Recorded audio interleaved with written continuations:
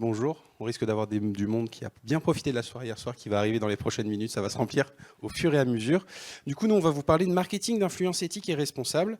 Donc, on sera tous les trois avec Amélie, qui représente Post Influence et Paye ton influence, Marion et moi qui venons de l'agence We Like Travel. Donc, l'objectif, du coup, c'est de se poser la question aujourd'hui, est-ce que le marketing d'influence éthique et responsable, c'est possible? La réponse, bien évidemment, c'est oui. Et ce que l'on va essayer de vous présenter, justement, ce sont les réflexions que l'on peut avoir pour rendre ça possible. Alors, on va commencer par faire un petit point sur où en est le marketing d'influence aujourd'hui, quelle est finalement l'évolution du secteur. Alors concrètement, ce qu'on peut dire, c'est que le marketing d'influence, c'est un secteur qui est en croissance exponentielle, qui depuis quelques années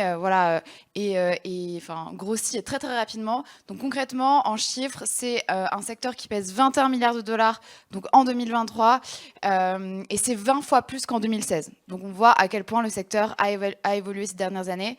Et concrètement, en termes de partenariat et en lien avec les acteurs justement de l'influence, on a 93% des marketeurs qui ont utilisé le marketing d'influence donc en 2022, donc 93% des marketeurs qui ont valorisé leur marque à travers le marketing d'influence en 2022.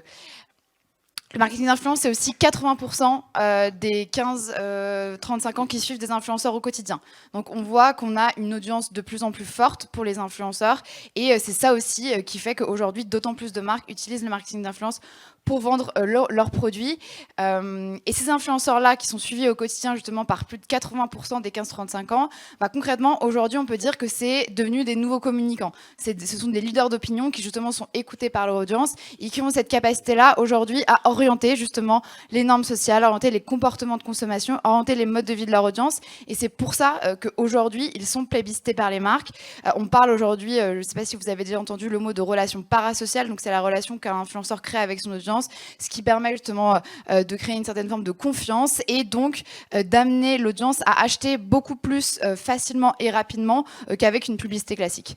Donc voilà, le lien entre l'influenceur et son audience, c'est ça qui est clé dans l'efficacité du marketing d'influence à faire vendre des produits.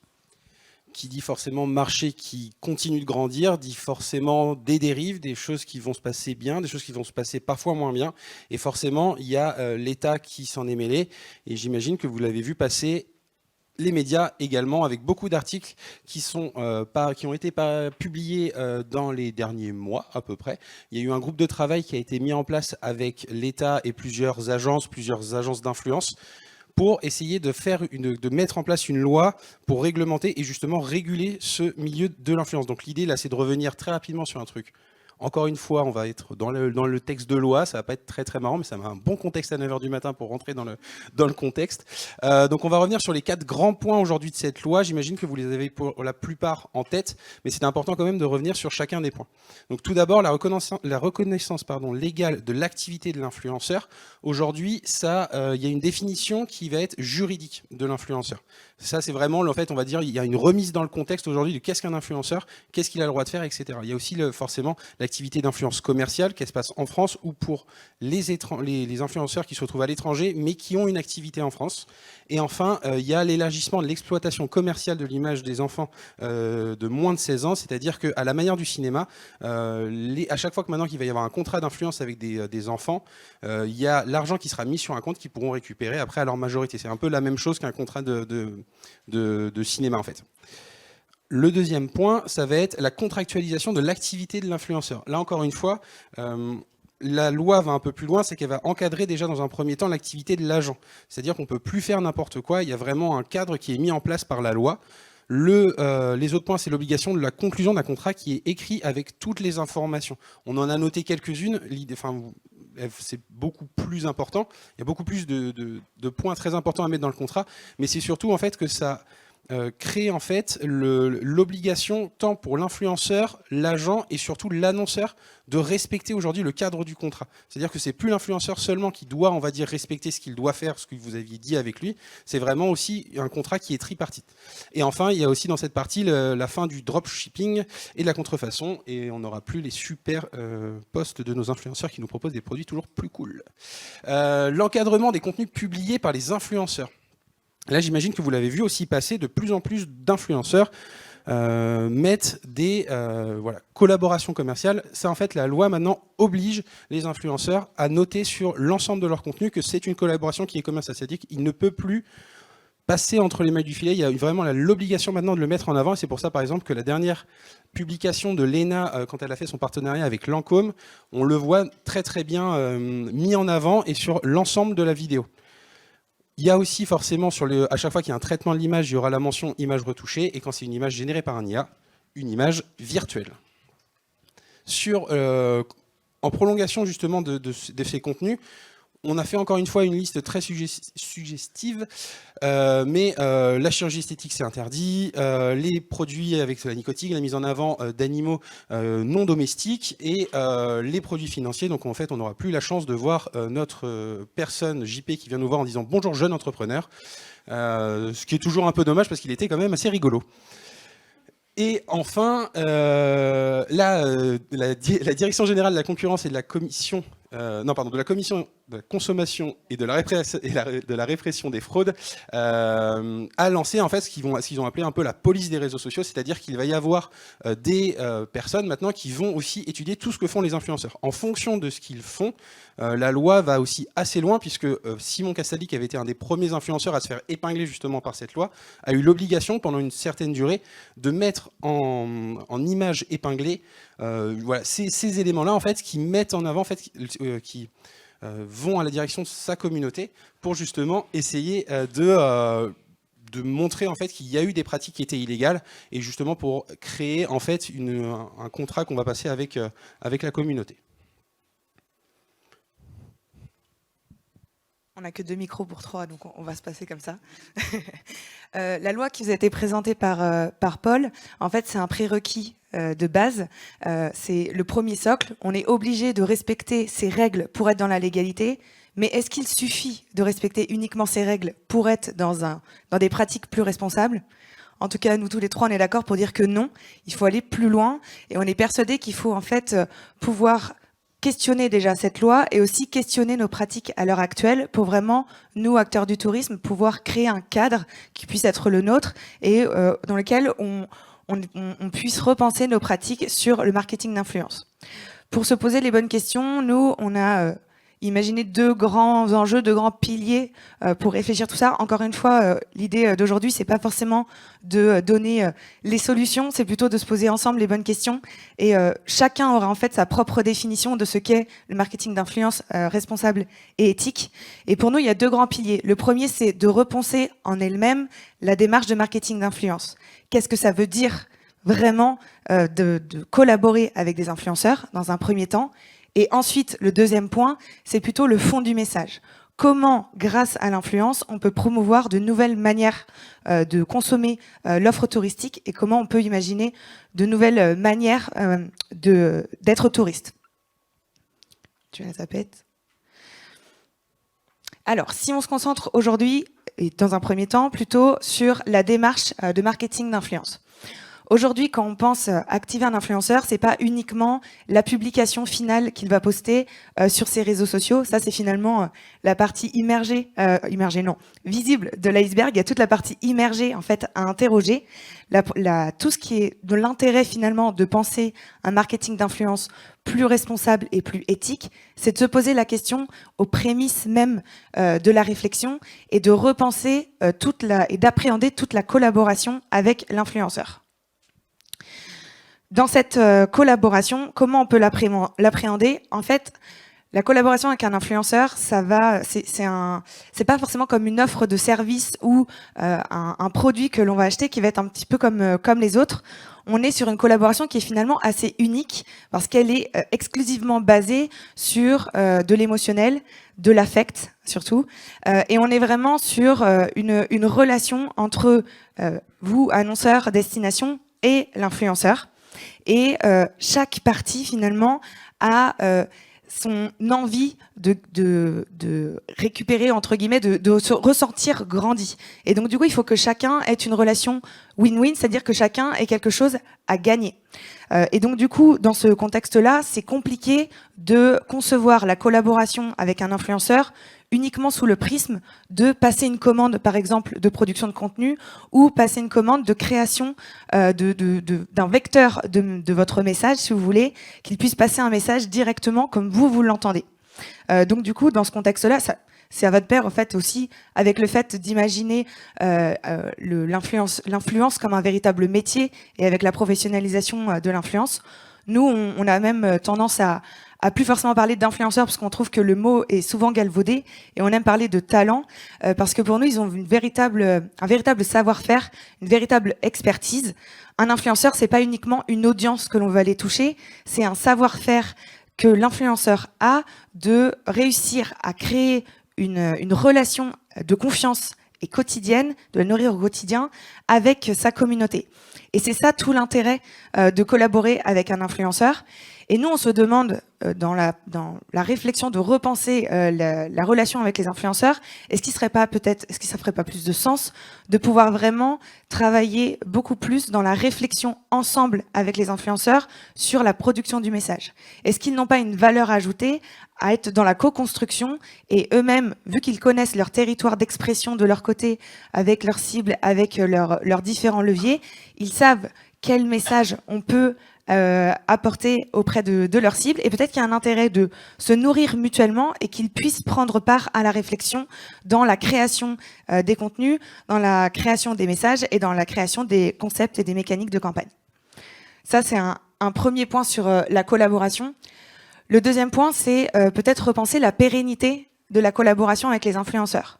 Aujourd'hui, la question se pose de se dire, est-ce que il est plus pertinent de faire une collaboration une fois dans l'année, taper un grand coup avec un influenceur qui soit assez conséquent, avec des centaines de milliers de followers? Est-ce qu'il est plus pertinent de faire un grand coup avec ce type d'influenceur, ou est-ce qu'il n'est pas plus pertinent de créer une collaboration en fil rouge avec peut-être un réseau d'influenceurs qui puissent venir un peu pérennement mieux comprendre quelle est votre destination, mieux comprendre dans les détails, ne pas venir par exemple que 2 jours, pouvoir venir peut-être plus régulièrement et vraiment s'imprégner à proprement parler, vous, de votre destination et des messages qui peuvent s'emparer.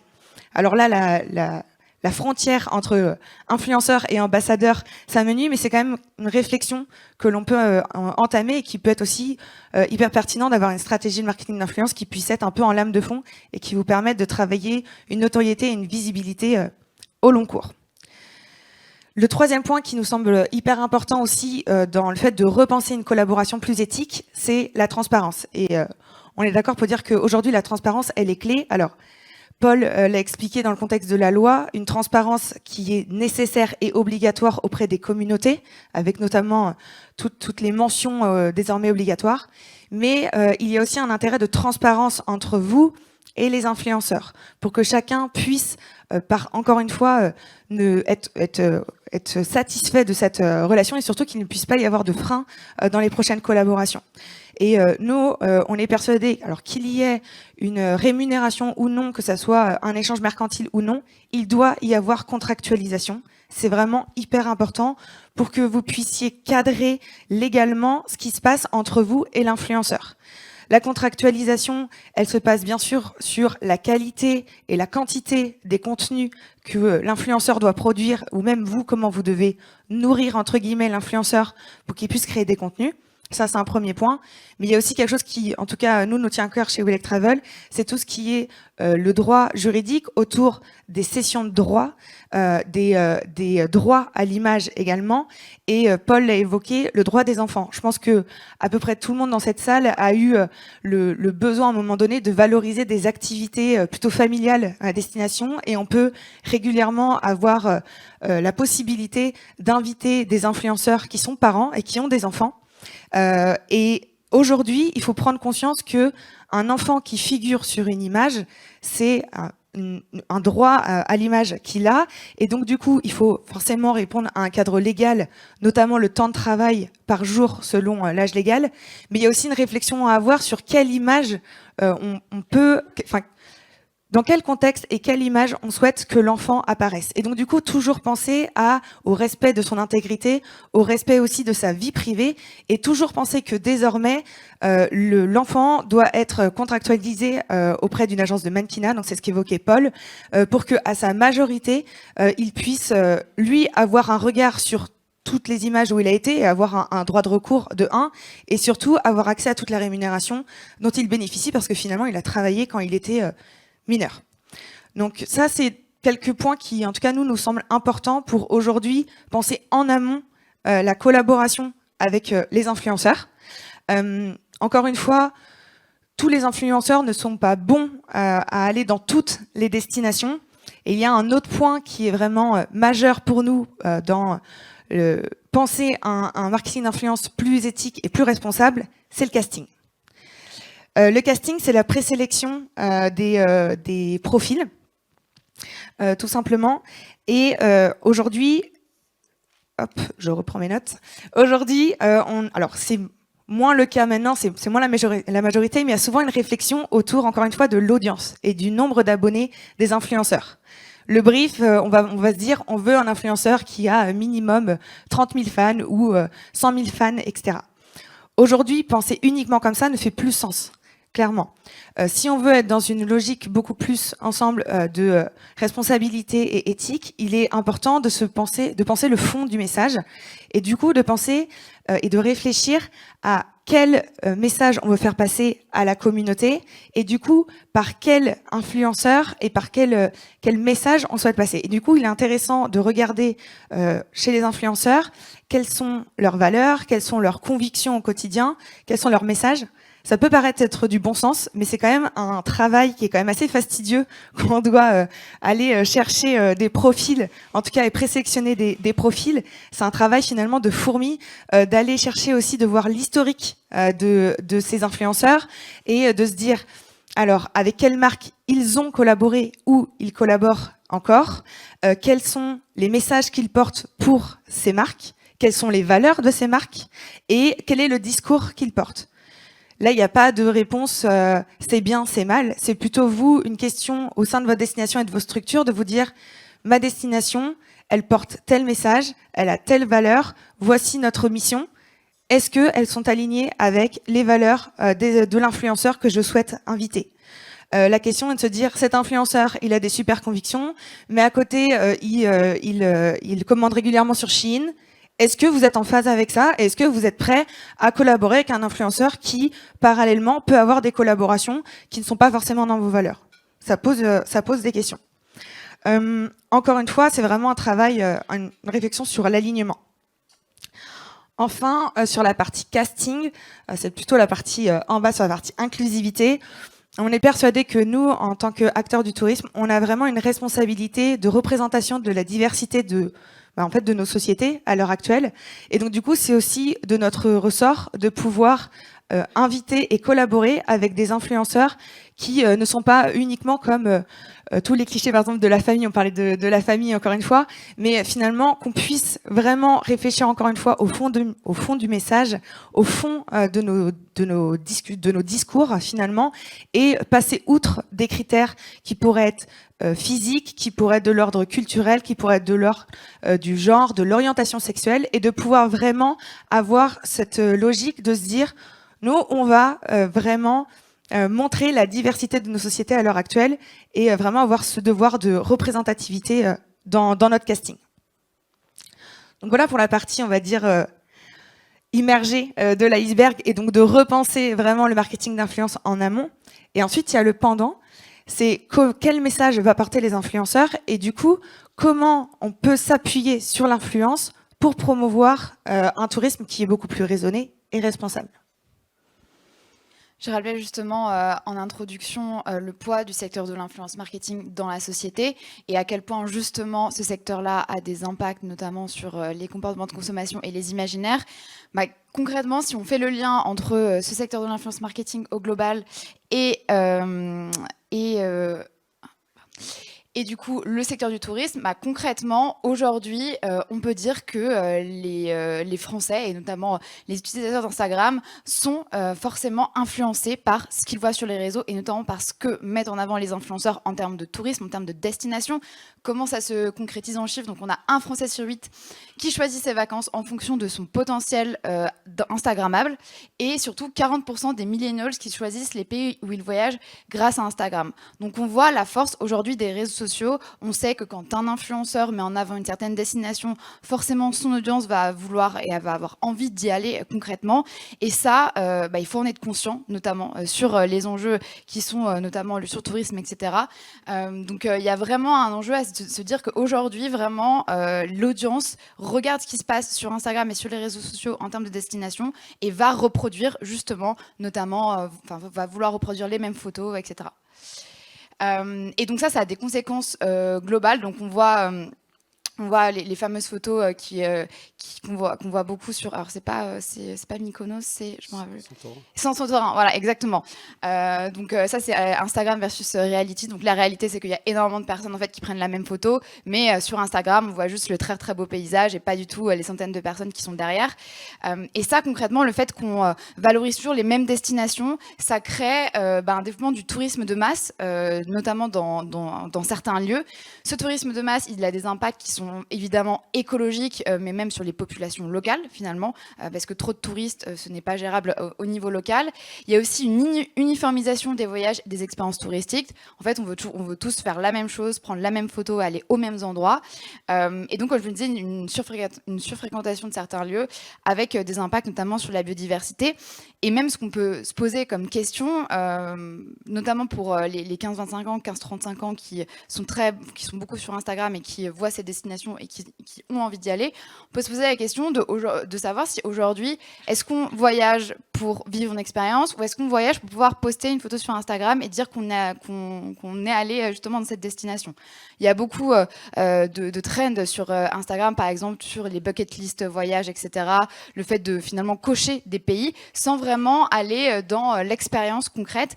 Et quand on veut valoriser une destination, quand on veut valoriser un voyage, il faut vraiment penser à ça, se dire concrètement là, si je veux faire en sorte que l'audience aille dans cette destination-là, il faut qu'elle y aille pour les bonnes raisons et pas juste pour faire comme tout le monde ou pour pouvoir prendre sa photo sur Instagram. Et donc, ces enjeux autour de la puissance justement du marketing d'influence en termes d'imaginaire et en termes concrètement de choix de l'audience par rapport à ce qui est montré sur les réseaux, elle est aussi actée par les scientifiques. Dans le dernier rapport du GIEC, donc, qui est sorti en 2021, concrètement, les scientifiques rappellent que les influenceurs, ils peuvent faire en sorte de favoriser l'adoption de comportements et de modes de vie à faible émission de carbone. Donc concrètement, les scientifiques reconnaissent le pouvoir des influenceurs aujourd'hui à pouvoir promouvoir des imaginaires justement de la transition écologique et pour pouvoir justement être des acteurs extrêmement efficaces de sensibilisation sur ces sujets-là. Donc c'est pour ça que quand on montre quelque chose sur Instagram, quand un influenceur fait une collaboration, quand un influenceur fait un partenariat, ça a de l'impact sur l'audience et cet impact, il peut être soit entre guillemets délétère pour l'environnement s'il promeut du Chine, ou soit justement aller vers des alternatives plus responsables et bas carbone et du coup emmener son audience dans des comportements plus responsables aussi. Et donc, il y a vraiment aujourd'hui un enjeu de repenser les imaginaires de voyage. On sait concrètement aujourd'hui l'impact du tourisme, notamment l'impact des voyages en avion, concrètement dans une empreinte carbone individuelle.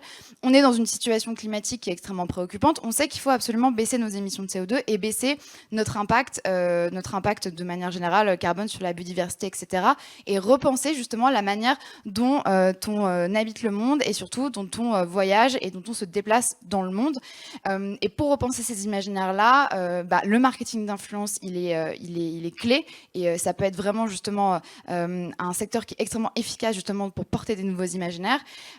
Et donc aujourd'hui, il est indispensable quand on fait une campagne d'influence marketing de se dire ok, quelles sont les répercussions de cette campagne, quels sont les imaginaires que je mets en place, quel comportement je vais provoquer chez l'audience, est-ce que ces comportements-là, ils sont vertueux, est-ce que ces comportements-là, ils sont impactants, quels sont leurs impacts, etc. pour justement aller vers d'autant plus une valorisation d'imaginaires de voyage qui s'inscrivent dans le contexte écologique actuel. On sait très bien qu'on ne va pas tous arrêter de prendre l'avion du jour au lendemain, mais comment on peut faire en sorte que petit à petit, on puisse privilégier des mobilités qui sont plus douces, des destinations qui sont justement moins impactées par le surtourisme, et faire en sorte de repenser totalement notre impact et les imaginaires qui sont associés à cet impact-là. C'est pour ça que nous, aujourd'hui, en tant qu'acteurs du tourisme, on a aussi une responsabilité envers le programme que l'on va mettre en avant pour nos influenceurs. En gros, le contrat ce dont on parlait tout à l'heure, que l'on fait avec les influenceurs, on le passe aussi avec notre communauté. C'est-à-dire qu'on va lui présenter des choses, et c'est pour ça que via le marketing d'influence, on se doit aussi de réfléchir à tout ce que l'on va mettre en avant. C'est-à-dire que par exemple, on ne va pas essayer d'être dans la surpromesse. On ne va pas aller chercher quelque chose qui n'est pas la réalité de notre destination. On va toujours se réfléchir en fait à qu'est-ce que je souhaite mettre en avant. Encore une fois, et c'est ce que tu disais Amélie très bien, c'est qu'on cherche en fait à ne pas forcément montrer le potentiel Instagram. On essaye de se remonter tel qu'on est. On essaye à faire de l'expérientiel et non du sensationnel. C'est pour ça aujourd'hui dans tout le programme que l'on va réfléchir avec les influenceurs, que ce soit dans les activités, dans ce qu'on va leur demander de montrer, il est important en fait de lier aussi ça avec ce que nous, la destination, on souhaite mettre en avant. C'est pour ça qu'on a listé plusieurs points. On parlait de la mobilité douce aujourd'hui. Comment est-ce qu'on les amène d'un point A à un point B?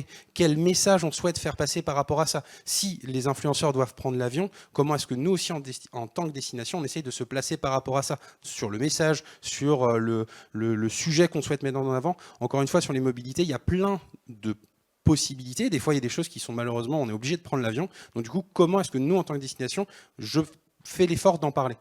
Il y a aussi tout ce qui est logistique. Encore une fois, ce qu'on va essayer de faire sur le programme qu'on va proposer avec nos influenceurs, c'est de les amener peut-être à être en contact avec des prestataires que vous avez, des prestataires directement qui sont liés à vous, qui vont être aussi respectueux de ce que vous avez envie de mettre en avant. C'est-à-dire qu'on ne va pas présenter un restaurant qui va faire du congelé, on va essayer d'aller vraiment dans quelque chose qui va plus loin. On a vraiment cette responsabilité-là aussi de le montrer vis-à-vis de notre communauté. Donc encore une fois, tous ces points que l'on a montrés préalablement, encore une fois, c'est quelque chose qui est complexe, mais c'est important en fait de vraiment l'anticiper. C'est-à-dire que ça se fait pas juste comme ça. L'influence, ça doit aller beaucoup plus loin dans la réflexion, et c'est pour ça aujourd'hui qu'on peut aller même encore plus loin, essayer d'aller encore plus loin en mettant un cran un peu plus loin, pardon, c'est d'essayer de réfléchir aussi potentiellement en tant que moi destination, qu'est-ce que je vais mettre en place pour répondre à ça. On peut aller jusqu'à la charte d'influence, par exemple. L'écriture d'une charte d'influence responsable peut vous permettre, vous aussi en tant que destination, de mettre, on va dire, un cadre qui va permettre ensuite de respecter, on va dire, tout, à peu près en tout cas, mais tous les points que l'on a listés. Encore une fois, c'est pas une liste qui est, c'est une liste qui est très exhaustive, il y a plein de points à prendre en compte. Mais encore une fois, l'alignement que l'on va chercher entre destination, influenceur, et forcément ensuite la communauté, elle est essentielle. On peut aller aussi même voir la certification de Bicorp, par exemple, qui va aussi permettre de justement montrer l'investissement que vous avez sur ces sujets-là. Ce que l'on a souhaité ensuite mettre en avant, c'est différents exemples de campagnes d'influence qu'on a pu mettre en place. Hop, pardon, je crois que tu avais la technique. Oui, pour finir, avant de passer aux questions-réponses, on avait à cœur de vous montrer la preuve par l'expérience avec deux exemples concrets que nous, en tout cas, on a mis en place avec nos clients chez Relax Travel. Le premier, c'est Visit Flanders. Le brief, en quelque sorte, qu'on nous a demandé, que nos clients nous ont demandé, c'était de pouvoir valoriser l'interconnexion des grandes villes belges et de pouvoir montrer la possibilité de se déplacer avec des transports décarbonés. Pardon. La manière dont nous, on l'a réfléchi du coup avec Visit Flanders, c'est de se dire comment justement on peut repenser l'imaginaire des city trips européens où il y a encore quelques années c'était totalement concevable de partir pour 2 jours à Barcelone ou partir pour 2 jours à Prague. Et bien là, la logique c'était de se dire ok, on va montrer qu'on peut aller, notamment par exemple, là on a travaillé avec Diwinon qui est lyonnaise, on peut aller de Lyon à Bruxelles en train directement, partir pour plusieurs jours en city trip avec une amie et de pouvoir être entièrement pendant plusieurs jours sur de la mobilité douce. Ce qui est intéressant ici à prendre en compte et qui peut changer aussi un petit peu de ce que l'on peut voir, c'est lié au programme. En fait, l'idée, c'était de pouvoir les inviter, alors 5 jours de mémoire, petite semaine. Elles ont pu faire plusieurs villes belges. Et en fait, le programme n'était pas cadré au cordeau de telle heure à telle heure, elles vont ici, de telle heure à telle heure, elles vont là. En fait, on avait créé un programme qui était finalement assez light, entre guillemets, avec beaucoup de temps libre. De temps libre qui leur ont permis de pouvoir créer leur propre séjour à elles, qui en fait faisait sens pour elles et qui leur donnait envie. Forcément, quand ça donne envie et quand elles choisissent par elles-mêmes, elles sont beaucoup plus à même de promouvoir auprès de leur communauté ce qu'elles aiment vraiment.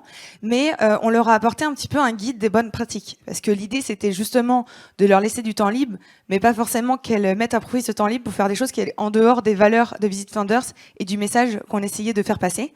Et donc, en l'occurrence, on leur avait fait un petit guide pratique, de petits tips, de petits conseils, d'adresses en fait à tester.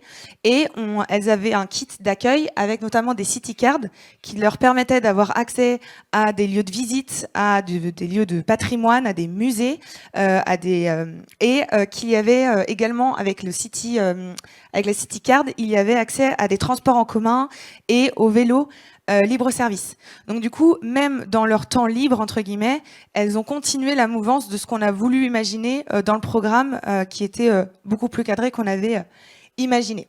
Donc ça, c'est des manières de repenser aussi le programme et de repenser d'autres manières d'activer des influenceurs. Le deuxième exemple qu'on voulait vous apporter, alors qui peut directement comme ça peut s'éloigner de vos problématiques en tant que destination, parce que c'est un acteur du privé, mais qui peut rejoindre en fait tout simplement des problématiques que vous pouvez rencontrer avec vos socioprofessionnels du territoire. Attitude, c'est un groupe hôtelier qui est basé à l'île Maurice. Alors totalement à l'autre bout de la planète, mais on avait à cœur de vous montrer aussi des problématiques de destination ou de marque où des fois le positionnement géographique fait que on ne peut pas avoir accès à cette destination grâce à des transports qui pourraient être décarbonés ou des transports doux. Alors là, en l'occurrence, c'est l'avion, mais je pense qu'aussi en France, on peut avoir des problématiques où des fois on est obligé de prendre la voiture, des fois on est obligé de pouvoir traverser, on peut pas traverser en train l'intégralité de la France.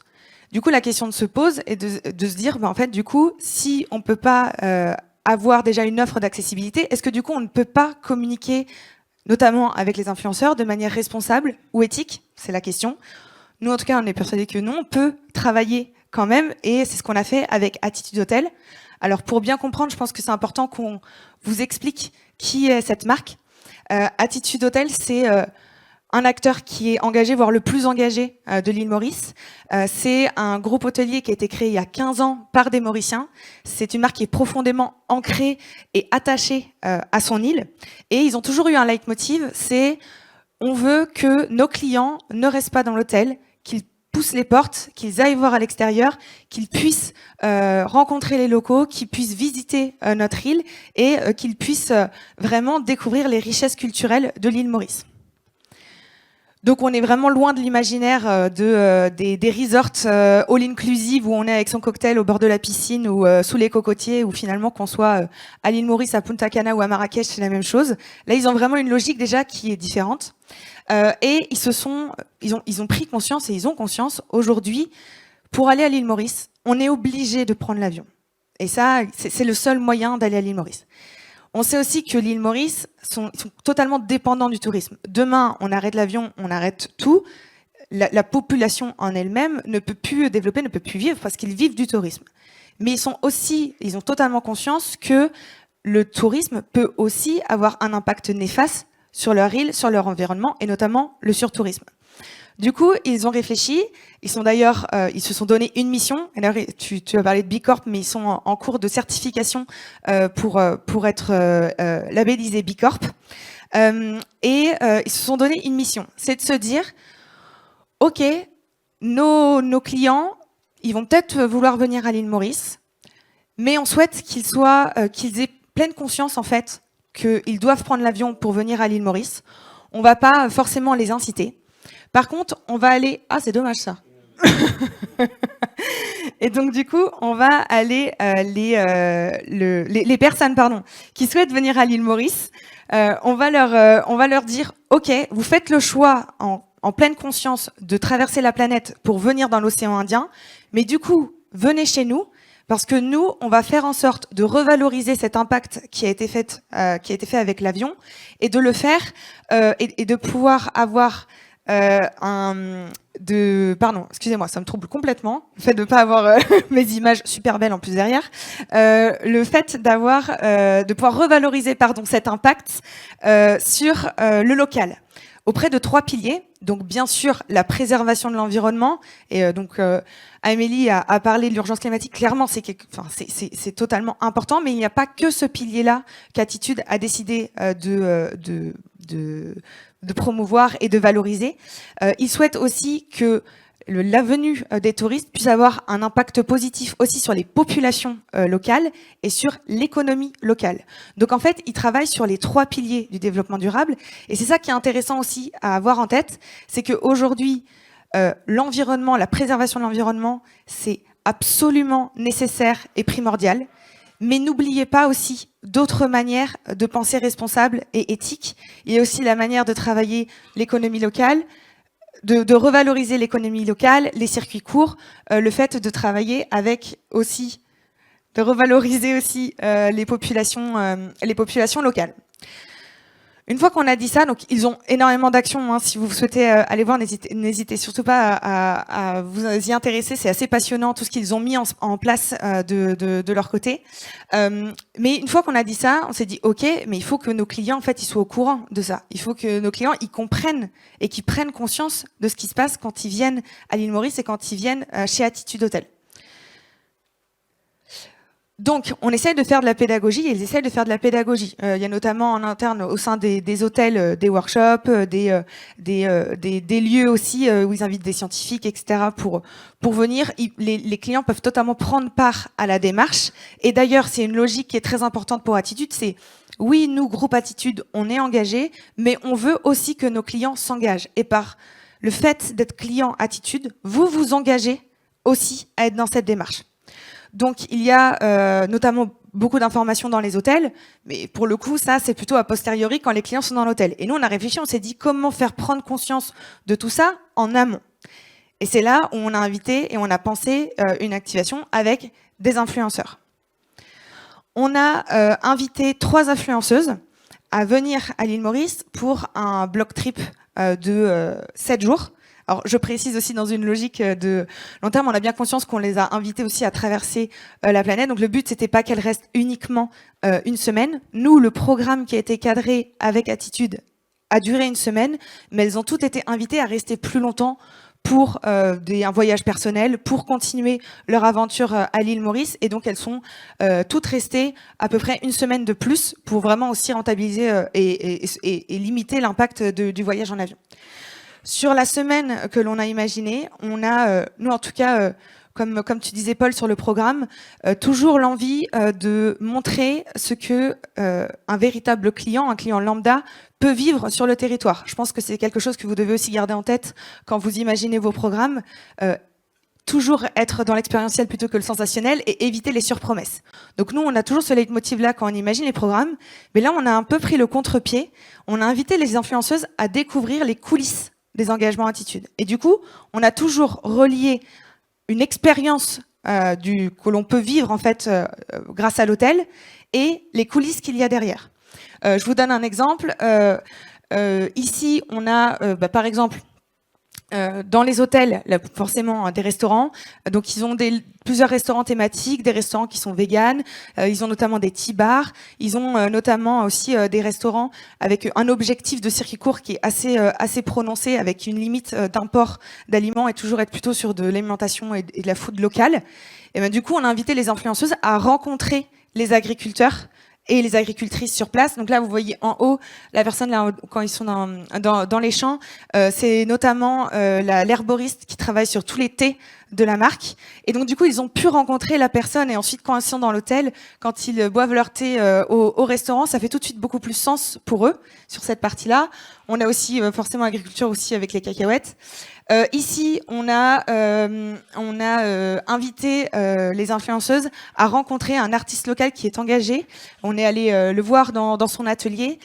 Et en fait, c'est un des artistes qui a collaboré pour la création des identités des hôtels. Donc en fait, on a toujours fait le lien entre coulisses et véritable expérience.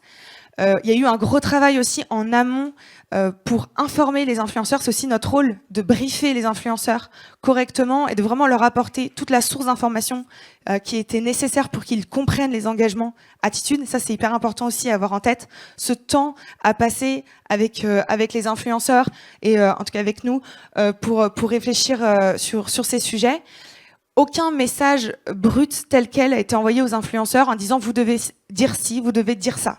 On leur a présenté la marque, ils se sont imprégnés avec les locaux et ensuite elles ont communiqué. Et ce qui est intéressant, déjà je pense qu'on le voit là, je sais pas quelle image vous imaginez quand on vous dit Île Maurice. En tout cas moi au premier abord, j'avais pas forcément ce type de contenu. Et ce qui est hyper intéressant ensuite, c'est quand on voit les contenus qui ont été produits, où en fait chaque influenceuse, par sa patte, par en fait sa personnalité, par son message, a différentes manières de valoriser.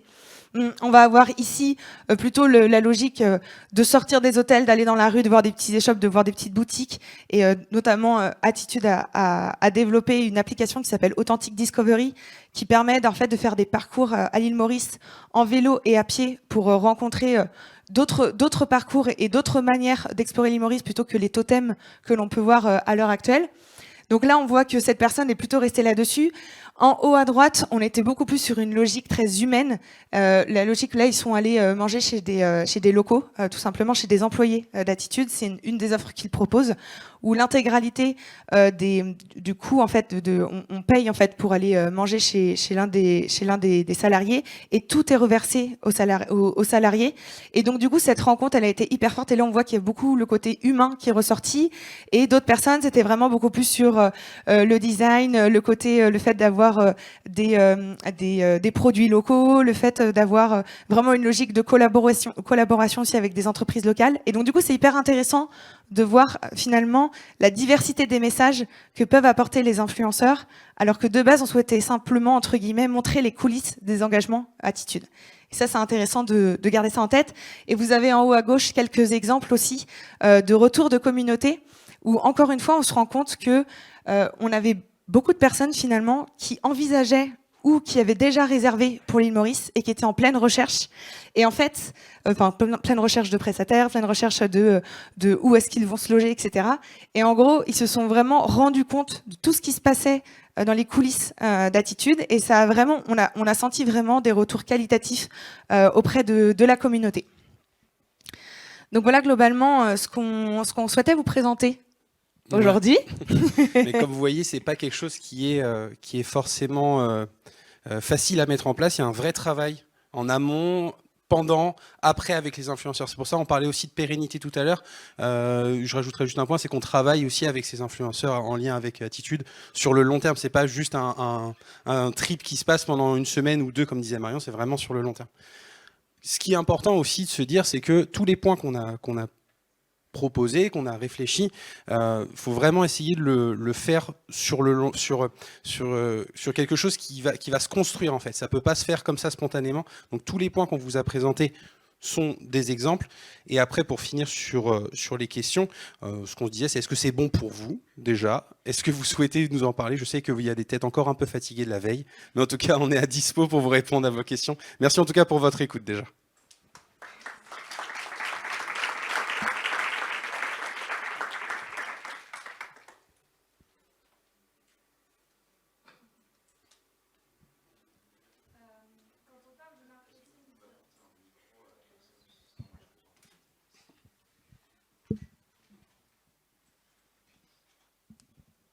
Bonjour à tous. Quand on parle du marketing d'influence, on parle généralement des influenceurs, mais il y a aussi en interne les ambassadeurs. Est-ce que du coup ça rentre dans le marketing d'influence ou est-ce que c'est encore une autre sorte d'influence ?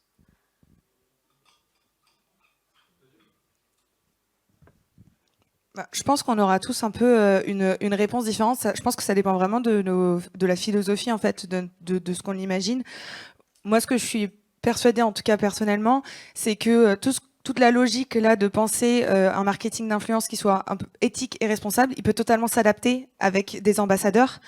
Tout dépend en fait de cette typologie d'ambassadeurs. Et encore une fois, des influenceurs peuvent être aussi ambassadeurs. Donc en fait, tout dépend. Là, ce qu'on entend par influenceur ici, c'est plutôt des personnes qui vivent de ce métier, en fait, qui sont vraiment professionnalisées là-dessus. Je sais pas ce que vous entendiez par ambassadeur, vous de votre côté. Est-ce que c'est plutôt des locaux ? Ambassadeur dans le sens très très large, ça peut être dans l'entreprise ou enfin ça représente quand même quand on est genre sur des salons ou quoi que ce soit, on représente quand même l'entreprise, enfin la marque, l'entreprise. Et ensuite effectivement il y a toute la partie aussi des habitants. On en a parlé déjà hier sur plusieurs conférences, mais ils représentent aussi l'état d'esprit en fait de la ville. Bien sûr. Et alors du coup, dans ce cadre-là, donc pour venir à la question de base de savoir si les locaux ou des personnes de l'entreprise sont des influenceurs, je ne pense pas dans le cadre en tout cas qu'on a présenté qui sont des influenceurs à proprement parler. On ne pourra pas forcément appliquer toutes les logiques, notamment par exemple avec des employés qui, oui, effectivement, bon là on s'écarte un peu du sujet, mais qui effectivement sont des ambassadeurs, mais on ne pourra jamais entre guillemets, leur obliger de communiquer de telle ou telle manière. Donc on est moins sur une collaboration, on va dire, vraiment où il y a un contrat, comme là on l'imagine avec des influenceurs, mais par contre il y a des logiques qui peuvent, en tout cas moi, selon moi, totalement s'appliquer sur un système d'ambassadeurat. Vous voulez ajouter autre chose, Amélie, Paul?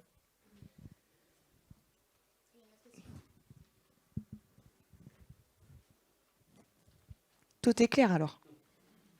C'est vraiment très scolaire. Hein. Ouais.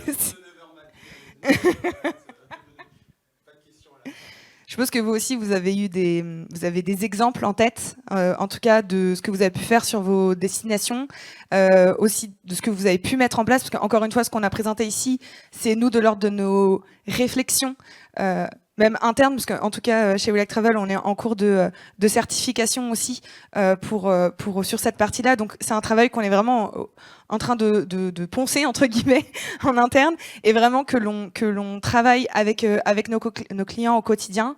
C'est loin d'être exhaustif, et je pense que c'est hyper intéressant aussi qu'on puisse se nourrir tous ensemble d'exemples. Donc n'hésitez pas, même là c'est peut-être impressionnant de prendre la parole, mais n'hésitez pas de venir nous voir à la fin aussi, si vous aussi vous souhaitez nous en parler, c'est avec plaisir. Mais si tout était clair, c'est quand même incroyable.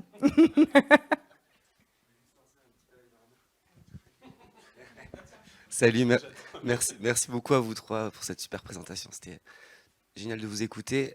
Quand est-ce qu'on change de terme? Quand est-ce qu'on arrête de parler d'influenceurs? Il y a une phrase de Niso qui avait tweeté ça, qui disait « Les influenceurs n'impactent que les influençables ». Quand est-ce qu'on utilise un autre mot finalement? Vraiment question sémantique, hein, je ne remets pas du tout en question tout ce qui a été raconté. Personnellement, c'est vrai que, on l'a dit, le mot influenceur, il est assez galvaudé, enfin, il est assez vu de manière péjorative, notamment à cause de tous les scandales qu'il y a eu avec les fameux influvoleurs de Booba, etc., qui ont permis concrètement de mettre en avant des problématiques et d'aller vers une loi et un encadrement beaucoup plus pertinent. Après, c'est vrai que le mot influenceur, il est bizarre parce que finalement, un influenceur, enfin, on peut tous être un influenceur. Je veux dire, les influenceurs, ça peut être l'influence marketing, mais ça peut être aussi des chanteurs, même des politiques, finalement. Le fait est que, concrètement, un influenceur, il l'influence vraiment. Comme je disais, il a cette capacité-là à faire en sorte que des personnes, en l'écoutant, adhèrent à des idées et certains comportements sociaux et certains comportements d'achat, etc. Donc ça décrit bien finalement l'impact que l'influenceur a sur son audience, qui est l'influence. On utilise beaucoup maintenant, quand on parle d'influenceurs commerciaux, les créateurs de contenu, voilà, les talents, parce que oui, en fait, l'idée derrière un influenceur, souvent, quand on parle, quand on fait de l'influence marketing, c'est quelqu'un qui crée un contenu qui va être commercial ou non, mais derrière, il y a une expertise de création, il y a cette forme de créativité. Voilà, c'est des personnes qui ont un vrai métier, concrètement. Et c'est vrai que ce mot influenceur, aujourd'hui, il est peut-être moins adapté parce que on a une reconnaissance légale, etc., des créateurs de contenu. Mais je trouve qu'il permet quand même de faire comprendre à quel point, justement, ces personnes-là ont cette capacité à passer des messages qui sont écoutés et qui vont créer certains comportements, certaines idées, etc. Voilà mon avis. Je ne sais pas si vous avez un avis sur ça. Ok.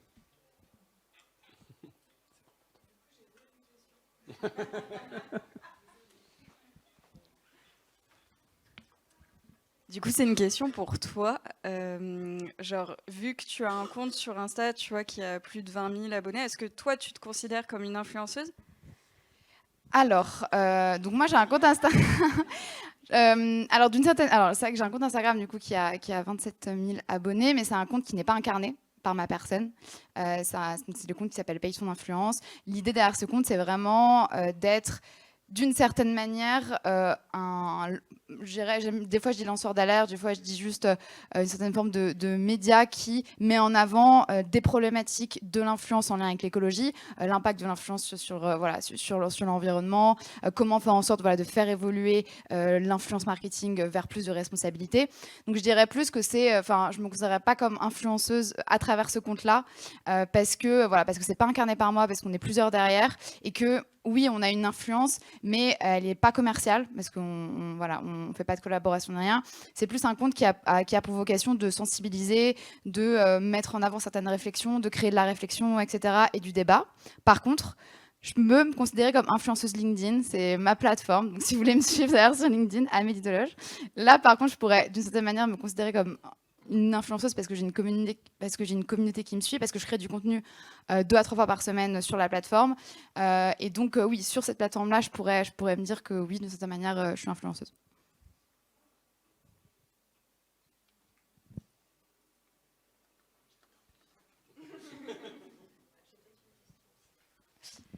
Oui, bonjour. Merci aussi pour la présentation.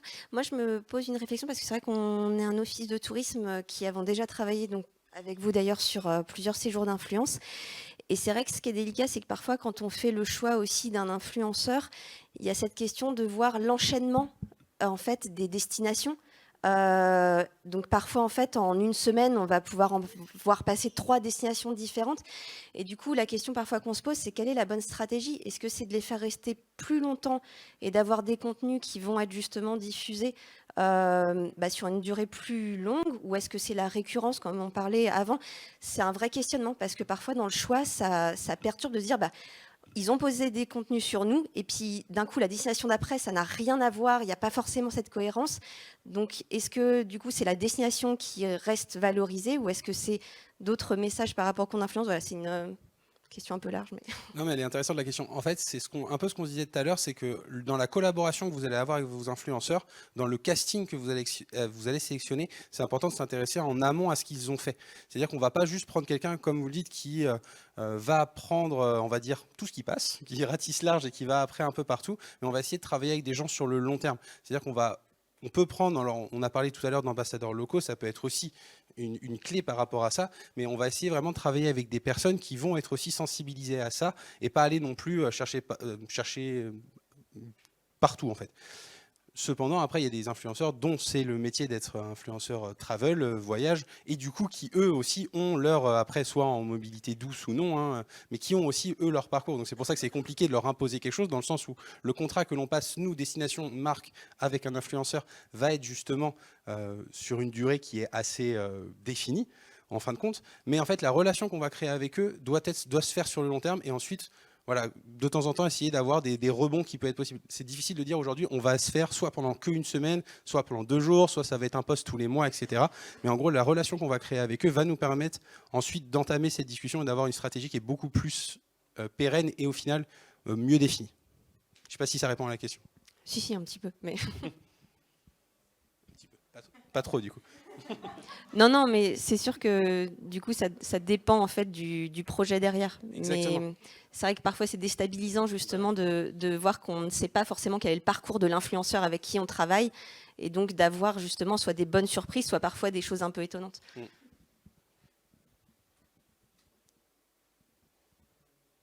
J'imagine que c'est bon. Merci à toutes et à tous en tout cas pour votre écoute. Bon courage pour le reste de la journée.